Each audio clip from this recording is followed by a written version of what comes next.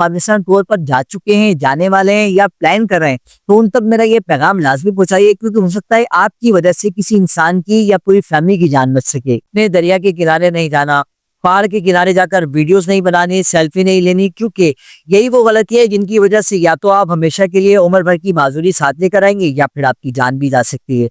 اچھا، اہم بات یہ کہ آپ کو ہو سکتا ہے ڈرائیونگ آتی ہو، بائک رائیڈنگ بھی آتی ہو، لیکن پہاڑی علاقوں پر آپ کو بائک رائیڈنگ کا یا کار ڈرائیونگ کا تجربہ تو نہیں ہے نا، تو یہ رسک بھی آپ نے نہیں لینا۔